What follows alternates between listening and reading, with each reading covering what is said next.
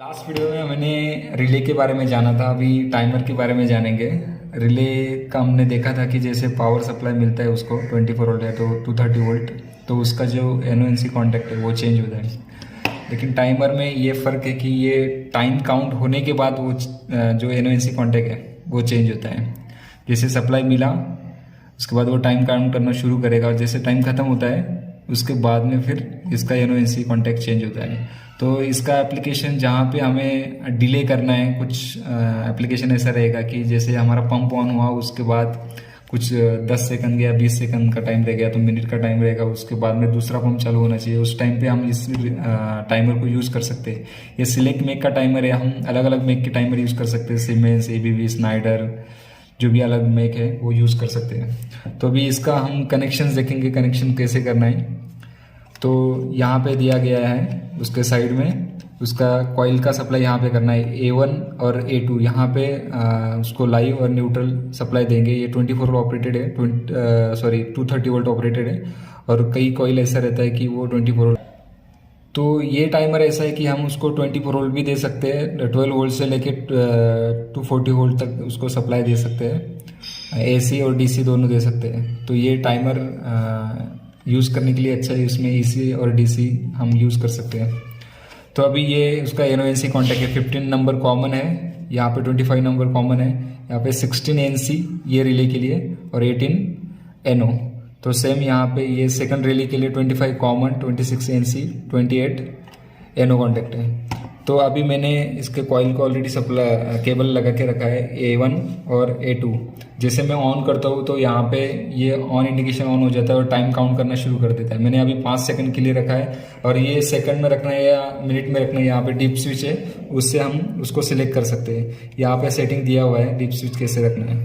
तो जैसे मैं उसको ऑन करूँगा, अभी ऑन किया तो ये ऑन इंडिकेशन आया, 5 सेकंड बाद यहाँ पे ये इंडिकेशन ऑन हो जाएगा। मतलब ये कॉन्टैक्ट जो NONC कॉन्टैक्ट है वो अभी चेंज हो गया। रिले में कैसा था, जैसे सप्लाई दिया वैसे ही कॉन्टैक्ट चेंज होता है। टाइमर में ऐसा होता है कि टाइम काउंट होने के बाद ये कॉन्टैक्ट चेंज करता है। तो इसलिए ये टाइमर का यूज़ होता है। अभी उसका वायरिंग देखेंगे, वायरिंग कैसे करना है। जैसे यहाँ पे दिखा है 24 वोल्ट लाइव और न्यूट्रल। 24 वोल्ट गया स्विच के ऊपर, मैंने स्विच यूज़ किया है कि स्विच ऑन करने के बाद ये टाइमर ऑन होगा। टाइमर जैसे ऑन करेंगे, टाइम खत्म होने के बाद यहाँ पे ये NO कॉन्टैक्ट क्लोज होगा और NC ओपन होगा।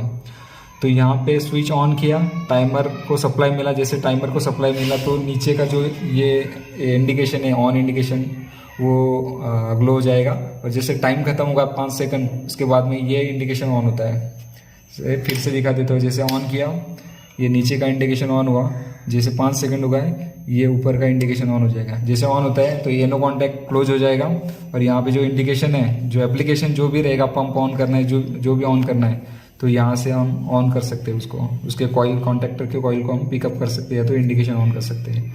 तो ये सा इसका यूज़ होता है। सेम वैसा ही साइक्लिक टाइमर रहता है। साइक्लिक टाइमर में ये होता है कि इसमें 2 व्हील रहता है, मतलब एक ऑन का व्हील रहता है, एक ऑफ का व्हील रहता है। जैसे ऑन टाइम कितना रखना है, ऑफ टाइम कितना रखना है, मीन्स ये जो रिले कॉन्टैक्ट है इनिशियली वो ऑन कितना टाइम रखना है, उसको ऑफ कितना टाइम रखना है। तो एक साइक्लिक टाइमर है, वो ऑन ऑफ कंटिन्यू करता रहेगा जब तक उसको कॉइल को सप्लाई। जैसे सप्लाई मिला, यहाँ पे डिप स्विच है, सिलेक्शन करना है कि कितना टाइम रखना है, ऑन के लिए कितना रखना है, ऑफ के लिए कितना रखना है। सेम यहाँ पे 15 नंबर कॉमन है, 25 नंबर कॉमन है, 16 number NC, 26 number NC, 18 number NO, 28 number NO, ये दोनों रिले हैं। तो हम दोनों रिले यूज़ कर सकते हैं। सप्लाई इसको भी सेम है, AC DC दोनों यूज़ कर सकते हैं। और ये जो कॉन्टैक्ट रहते हैं वो 5 एम्पेयर के लिए हम यूज़ कर सकते हैं मैक्सिमम। तो जैसे कॉमन में सप्लाई दिया और A1 को और A2 को सप्लाई, अगर कॉइल को सप्लाई देते हैं तो ये कॉमन में जो भी रखा है हमने 24 वोल्ट है तो 230 वोल्ट, तो ये NC में से सप्लाई निकलेगा। अगर वो ऑफ है तो जैसे ऑन करते हैं तो 18 नंबर से निकलता है। यहाँ पे अभी ऑन है, इसके लिए हम अभी मल्टीमीटर पे चेक करेंगे कि सप्लाई कंटिन्यूटी आता है या नहीं आता है।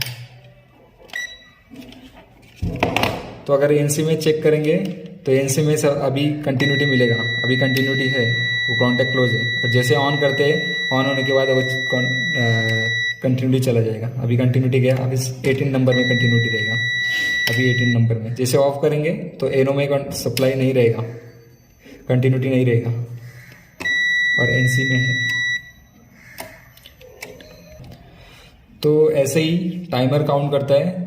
और ये साइक्लिक टाइमर है, ये दोनों टाइमर सिलेक्ट मैक के हैं, अलग अलग मैक्स होता है, उसका जो टर्मिनेशन रहेगा उसके साइड में दिया रहता है। तो मैनुअल अगर रीड करते हैं इसका तो मैनुअल से हमें सब कुछ पता चल जाता है। और अगर इसके बारे में अगर कोई क्वेश्चन रहेगा तो आप कमेंट बॉक्स में लिख के भेज दीजिए, हम उसको रिप्लाई करेंगे जो भी क्वेश्चन